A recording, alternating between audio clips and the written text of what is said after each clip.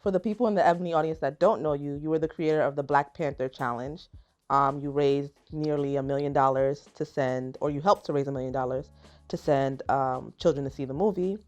So I want to know what it is about Black Panther specifically that drove you to start crowdfunding through GoFundMe. Yeah, I mean, I started the Black Panther Challenge because I've kind of been the type of person that if I see something and I have an idea, I'm just go do it. Either it's going to be successful or it's not, right?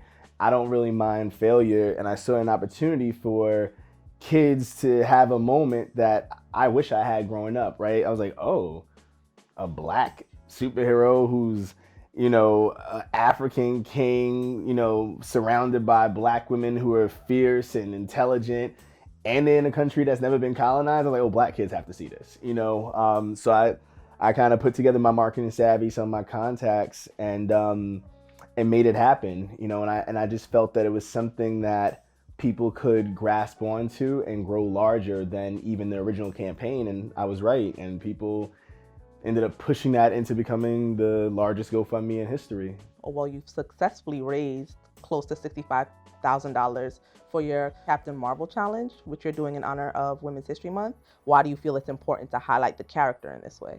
One of the reasons why I wanted to highlight Captain Marvel is because I understand that we've had women-led superhero films before. Wonder Woman came out a few years ago, so on and so forth. But Captain Marvel's character is different from anything that we've seen before. She's not running around in a skirt, and she doesn't have a love interest in the film, things like that. She's just like, I'm a badass woman who is actually going to be the strongest Avenger when she joins them. She was in the Air Force. Her best friend is black. She has a cat, and she wears a suit. She's not wearing some type of sexified or hypersexualized outfit. So in all that, she's unapologetically feminist in ways. So I was like, oh, this is something that is not more of the same, and it's not what we've seen before. This is representation in a way where it's like, oh, a woman can play baseball, a woman can be an Air Force pilot, a woman can be the leader of the Avengers. You know what I mean? So I just felt that that's the type of thing I wanted to get behind for Women's History Month. In all the campaigns that you've done or are doing, so the Black Panther Challenge, Captain Marvel Challenge, 2blackwomen.com, is there anyone in Black Hollywood or a prominent Black figure that has reached out to help you push those narratives? Oof. It's interesting. I think that a lot of the work that I've done, there's been influencers and stuff like that who have jumped on, people I'm close with or built relationships with. I think one of the people who's definitely supported a ton of the things I've done is, Ebro Darden's been phenomenal in supporting. A good friend of mine, George Johnson. There's various people, Rebecca Theodore Vachon. I can think of a lot of people, but in terms of celebrities, no, not really. Are there any Black storytellers that you think are finally getting their just due in terms of recognition and helping spread the type of stories you think are necessary? Yeah, I think that there's plenty of Black storytellers who are starting to get their recognition. Look at Lena Waithe and all the projects that she's on. Look at Jordan Peele.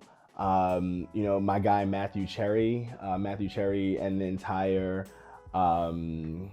Monkey Paw Entertainment Group. There's a lot of Black creatives now getting opportunities, and again, I love the fact that they're not just taking those opportunities and running with them, in silos. They're opening access to other people as well. What more would you like to see accomplished in terms of representation and diversity? Yeah, I think that there's a lot still to be done in the way of representation and diversity. And I actually think diversity for me is no longer even a word, it's inclusion. Diversity is green book, right? It's like, oh, there's a Black person in it. It's diverse. What you need is actually getting Black people and other people who are marginalized in the room to make decisions. It's not enough to say, oh, we have 5 women working here.